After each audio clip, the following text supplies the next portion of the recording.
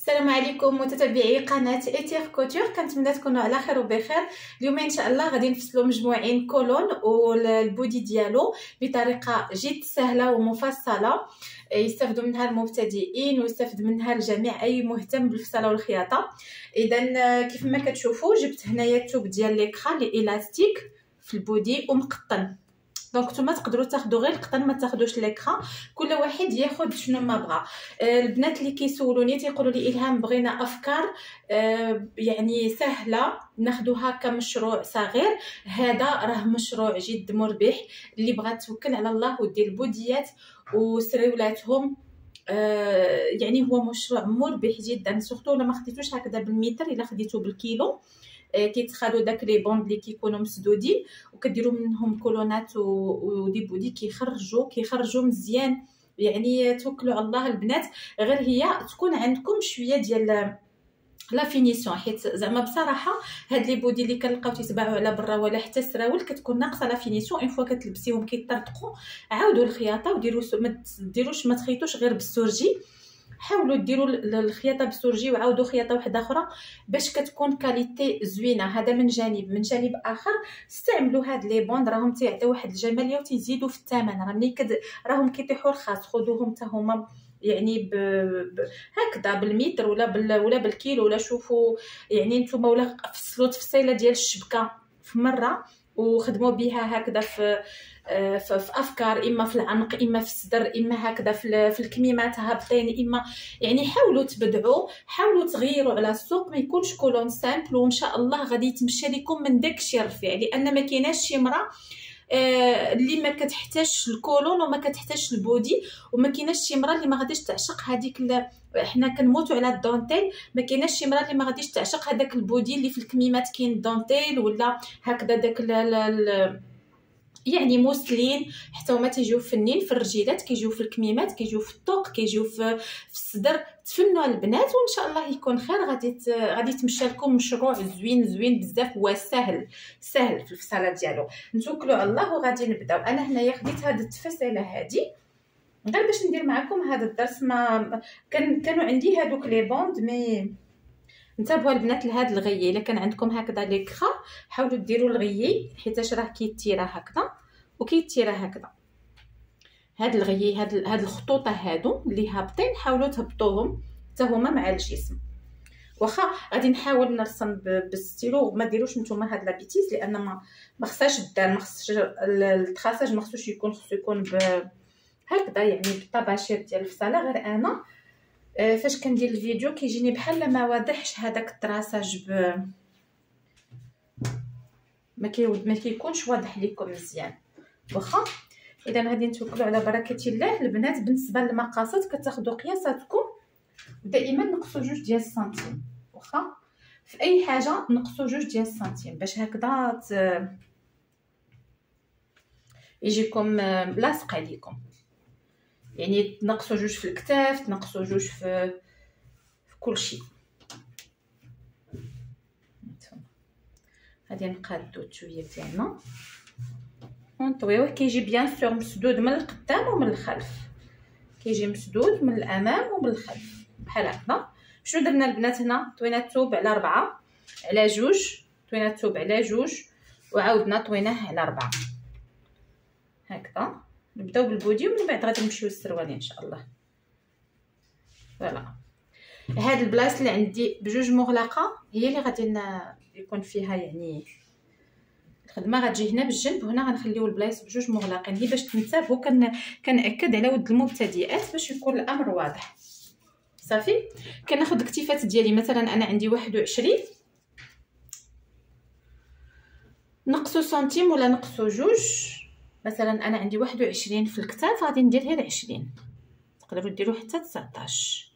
المهم نقصوا على عباركم باش يجيكم داكشي مزيان. دائما البنات نقول لكم تقادوا الثوب بحال هكا. ما بغيتش هادشي راكم ولفتوا عليه في معايا، غير كان مزيان التكرار باش ما نساوش. تاكدوا بان الثوب كلهم مقادين.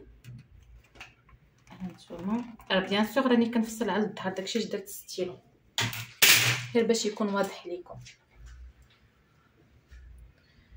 اذا شنو اول حاجه غادي ندير 8 ديال السنتيم ديال العنق ديالي، ها هي ماركيتها، وغادي ندير 20. بغيتو ديروا 19 البنات حيت راه كيتيره، مثلا انا عندي 21 نديروا 19. يلا غادي نقصوا 2 ديال السنتيم كلشي. هبطنا هنا من بعد التركيز ديالي الكتاف ديالي، مثلا هنا عندي 20 غادي نهبط ب20 من الاخر، يعني باش يجيكم ساهل. نهبط هنا التركيز ديالي، بما انني درت هنا 19 حتى هنا غادي ندير 19 صافي. وغادي نجي على هذا الشكل هذا ونحط دورة الصدر. البودي غادي يمشي بدورة الصدر، كله غادي يهبط بدورة الصدر. مثلا انا عندي دورة الصدر هي بلا زيادات، ما ديروا لا زيادات لا حتى شي حاجه. دوره الصدر ديالك مسدوده غادي تاخديها وتزيدي تنقصي منها جوج. مثلا انا عندي دوره الصدر 27 غنقص منها جوج تعطيني 25 صافي. غادي نوقف حد هنا في 25. ها هي غادي نتراسي معكم البنات باش يكون واضح لكم الكورساج. ها هو صافي، زاويه قائمه كيف ما حنا موالفين، غير باش ما نخرجوش على هكذا. وغادي نهبط هنا 3 ديال السنتيم في الكتيفات، نهبطو ب3 سنتيم هكذا صافي.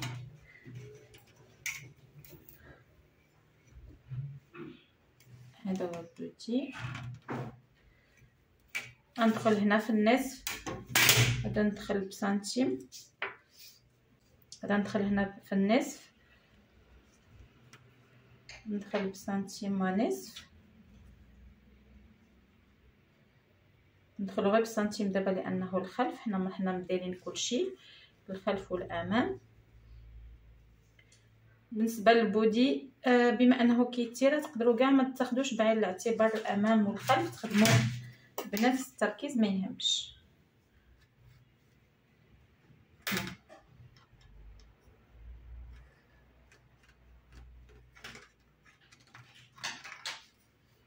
صافي غتاخدوا الطول اللي نتوما بغيتو، فين بغيتو يوصل ليكم، حيت كاينه اللي كتبغي شويه البودي يجيها هابط، فهمتوني؟ كاينه اللي كتبغي البودي شويه يجي هابط. مثلا انا هنا غادي ناخذ الطول ديال 66 برك.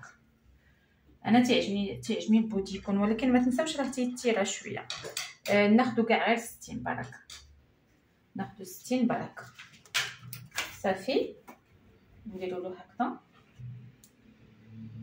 يعني المبدا ديال هاد البوديات هو انكم كتنقصوا داك 2 ديال السنتيم ديال التمدد ديال الثوب صافي. هكا غادي نقطعوه. بغيتو تدخلوا فيه واحد شويه بيستولي ما كاين باس، ولكن بصدق زعما حتى هكذا تيجي زوين، ما تخافوا كاع منه. واخا نديروا واحد التخيله هكذا غير شويه. الا بغيتو، ما بغيتوش راه تهبطوا معاه حتى مستقيم هكذا. هنا نطلعوا بواحد سنتيم باش يعطينا هكذا الميل وصافي ونقطعوه. هذا ما كان غادي باش نصوبوا الامام التغيرات اللي كاينه في الامام. اذا بعد ما قطعنا الخلف والامام على هذا الشكل هذا، ضروري تهبطوا هنا بجوج البنات. ما عرفتش واش سجلتها ولا لا، ضروري تهبطوا جوج في الخلف. كنحيدوا الخلف وكنخليو الامام هو اللي غادي نديرو فيه التغييرات ديالنا. اذا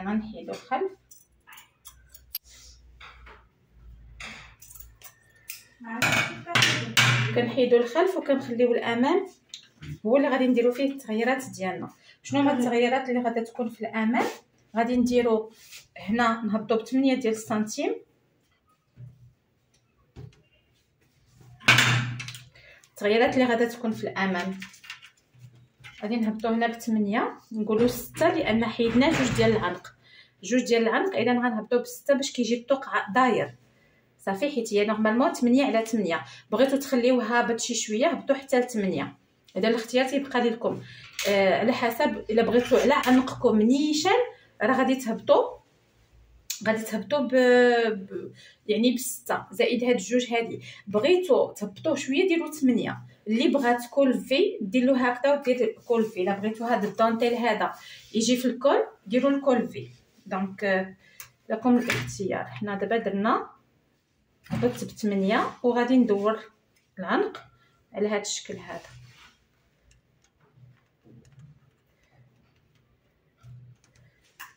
صافي، تقدروا ما تزيدوش تدخلوا في هذا التركيز، تخليوه هكذاك ماشي مشكل. بودي الاستيك ما غيعطيكش الفرق بزاف. بالنسبه للامام والخلف هذا هو التغيير اللي غادي يكون البنات. صافي، بالنسبه للامام والخلف. من بعد خذوا هذا القياس، هذا قياس ديال علو الصدر، درنا ناخذ 18 قياس ديال هذا هو 18. اذا بالنسبه للكم كما قلت لكم تنطويوه على 4 بحال هكذا. كناخذوا التركيز ديالنا اللي هي حسبناه 18 هو هذا، كنماركيوه هنا، كندخل ب 13 هنايا على هذا الشكل، وكنديروا الخط من هنا لهنا،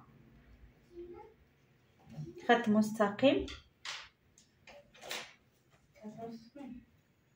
هكذا.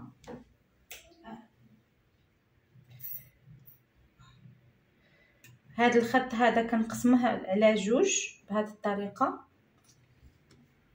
ونعلم، عاود نقسمه على 4 بحال هكذا. هذا العبار هذا اللي خرج لنا نولي نحطو هنا. هادشي غادي درتو معاكم بزاف ديال المرات. اذا كنخرجوا بسنتيم ونصف هكذا وندخلوا بسنتيم ونديروا الكم على هذا الشكل هذا.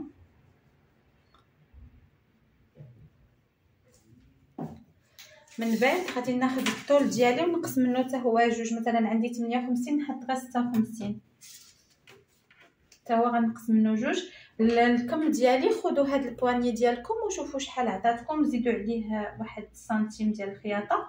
مثلا انا عطاني 21، غادي ندير هنا 10 ولا 10 ونص، 10 براطه. صافي، وغادي ندخل هكذا بخط مستقيم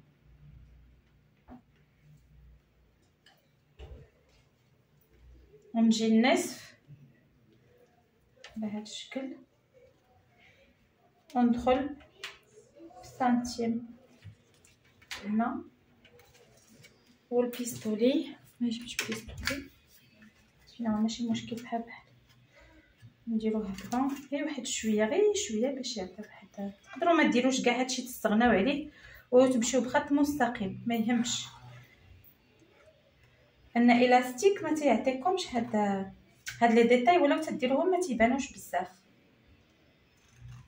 صافي، هذا هو اللي كاين. وغادي نقطع الكم ديالي هو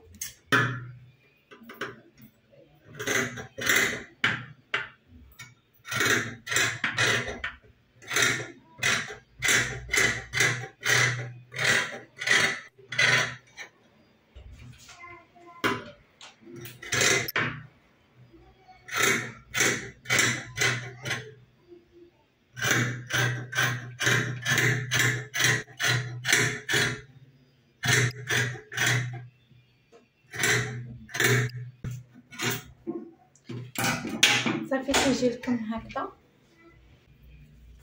تيعطي هكا.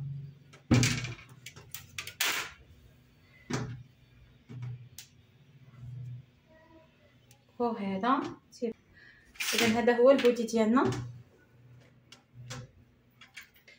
كيجي على هذا الشكل. وهادو الكميمات، نفرضوا مثلا بغيتو هذا الصدر، هذا الكول هذا الامام، هذا الكولغون، بغيتو تجيبوا الدونتيل في الصدر، غادي تجيو لهنا وتحطوا هكا وهكا الدونتيل وتقطعوا عاوتاني وتوليو تلصقوا هاد لابوند هكذا باش يجيكم ترانسبارون، ما ديروهش من الفوق. اولا في الكميمات بغيتو الكميمات كما قلت لكم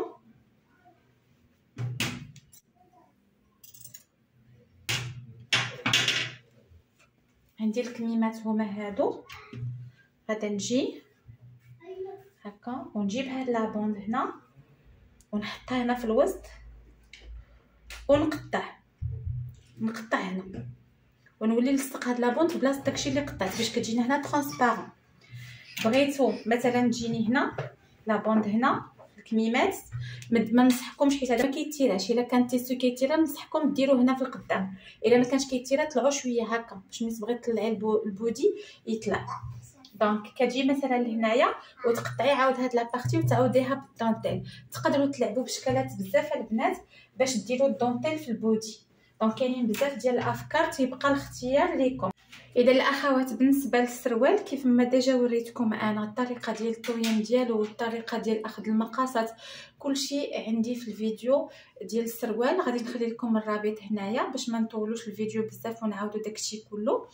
ولكن على كل حال غادي نعطيكم بان معلومات بان السروال راه تيتصوب غير بالحوض. يعني الحوض ديالك مقسوم على 4، واخا الحوض مقسوم على 4 هو اللي غنخدموا به الحزام ولا غنخدموا به الحوض ولا غنخدموا به علو الحوض وزائد الطول. بطبيعه الحال اذا كناخذوا غير الربع ديال الحوض والطول الكلي. بالنسبه للسروال الالاستيك بنفس الطريقه غادي نديروا 10 ديال السنتيم. ديالاش هاد ال10 البنات هي 6 هي 4 بعدا ديال القاعده و6 ديال لاستيك. الا غديروا لاستيك ديال 2.5، الا غديروا لاستيك صغير ما تخليوش 6، خليو قل. هاد 6 ديال لاستيك ديال 2.5، لاستيك اللي عريض شويه.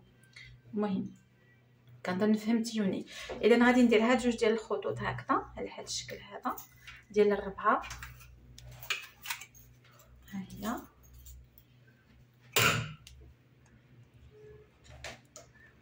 الخط ديال الربعه والخط ديال 6 حتى هو غادي يتحط هنا. وعاد غادي نبداو السروال الطول ديالنا الكلي. اذا بالنسبه للطول الكلي غادي ناخذو من هنا. مثلا انا بغيت 93 في هذا السروال، غناخذ الطول الكلي 93 ونزيد عليه 4 ديال السنتيم ديال الورلي على هذا الشكل.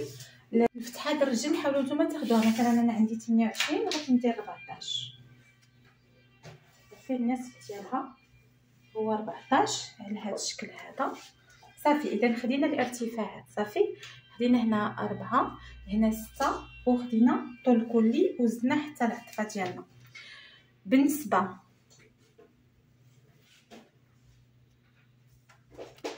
للعرض دابا غادي نقول لكم كل حاجه شنو غادي نديرو فيها. بالنسبه لهنا عندي انا 22 الربع ديال الحوض ديالي ما غنديروش كله. مثلا انا الربع ديال الحوض ديالي عندي 30 وانا هنايا توب الاستيك بزاف نقدر نقص حتى ل 8. كان توب ماشي الاستيك بزاف نقص 4 5 كان غير شويه 3. اذا عينكم ميزانكم.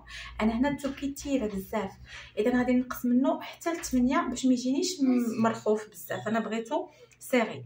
دونك هنا 30 نقصت منها 8 عطاتني 22. غنحط هنا الماركي 22 ديالي هي هذه.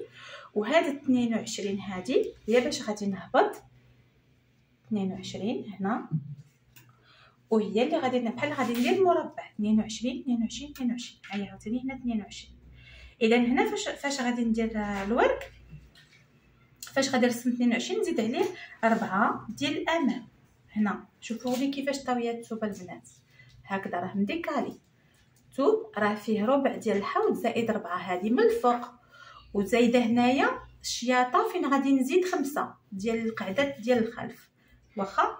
دونك هنا زدت 4 ديالي باش عطاتني هنا 22 والربع. صافي اذا هذا بالنسبه للامام. بالنسبه للخلف غادي نزيد 9 على هاد 22 4 5 6 7 8 حتى لهنا. ها هي حتى 9. ولكن الثوب شوفوا كيفاش مطوي انتبهوا معايا راه النص حد هنا والنص مكمل. واضح البنات؟ صافي من بعد غادي نلاقي هذه مع هذه هكذا على هذا الشكل هذا. هذا الربعه اللي عندي هنا الربعه اللي عندي هنا هي نفسها اللي غناخذ هنا هكذا وغادي نقورها بحال هكذا بيديكم ولا بالبيروكي اللي بغيتو. صافي بالنسبه لهاد 9 غتمشي هكذا حتى هي. بالنسبه للخلف غتمشي على هذا الشكل هذا. صافي اذا نكملوا الامام. حنا درنا له القاعده ديالو غادي نجيو بخط مستقيم بالنسبه للامام من هنا لهنا خط مستقيم بحال هكا. ونرسموه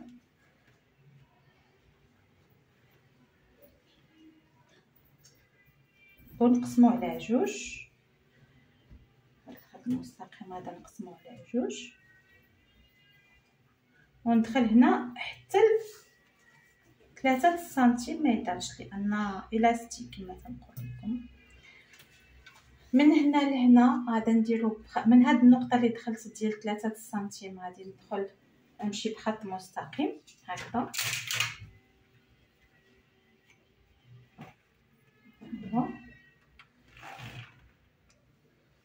ومن هنا لهنا خصني نمشي بالبيستولي نورمال. فوالا، ومن هنا لهنا كنديرو بيستولي وخصنا نجيبوها مقاده مع هاد النقطه هذه ديال النسف. صافي.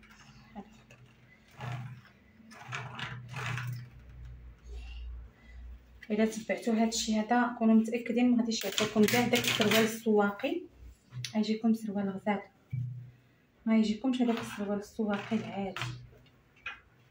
واضح؟ بالنسبه للقاعده، بالنسبه للخلف عاوتاني من هذا المنتصف هذا نفس الشيء غادي نديرو بحال هكا، نزيدو 1 سنتيم ديال الخياطه. الخلف ضروري 1 سنتيم ديال الخياطه.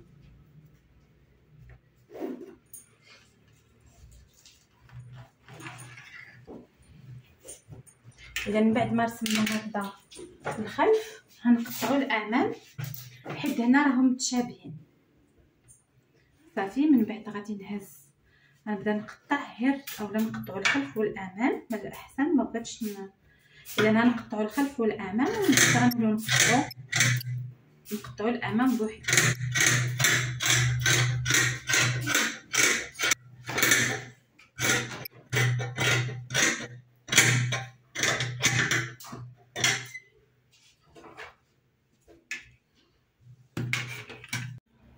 صافي. وغادي نكملو هكذا. شوفوا لاحظوا القاعده ديال الخلف دائما كتجي اكثر من القاعده ديال الامام.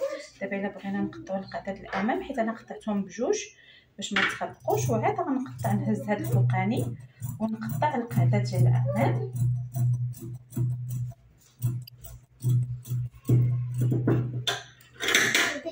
باش كتبقى لي القاعده ديال الخلف هكذا مديكاليه. ها هي ديال الامام وها هي ديال الخلف، هكذا مديكاليه وها هي ديال الامام.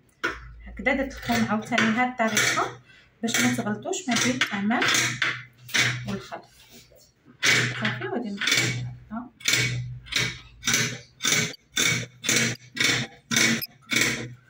هذا هو السروال ديالنا. لاحظوا البنات باش ما تبقاوش تغلطوا، راه رجل. لاحظوا هاد النقطه مهمه اللي غنقول لكم حيت بزاف اللي كيغلطوا في السروال من هاد النقطه هادي.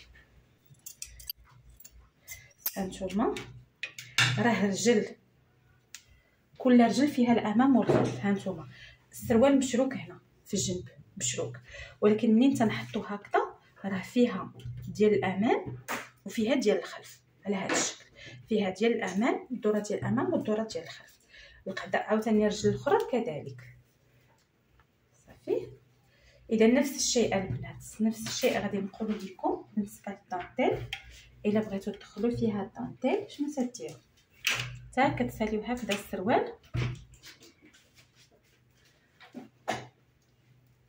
وكتجيبوا هكذا الدانتيل عاوتاني وتحطوه. مثلا بغيتو ديروه بلا سمطه حيدوا السمطه وحطوا هكذا الدانتيل ديالكم في الوسط بطبيعه الحال، تراسيوه في الوسط. صافي. وقطعوه هكا وخليو هذا الدانتيل هذا يجي في الجنب هكذا، يجي في السروال هابط لتحت اولا في الرجيلات من التحت. اذا هذا هو السروال البنات. هذا هو السروال تيجينا البنات. هذا هو الكولون ديالنا. هانتوما تيجي على هذا الشكل هذا. مازال ان شاء الله يتخيط غادي يبان لكم اكثر.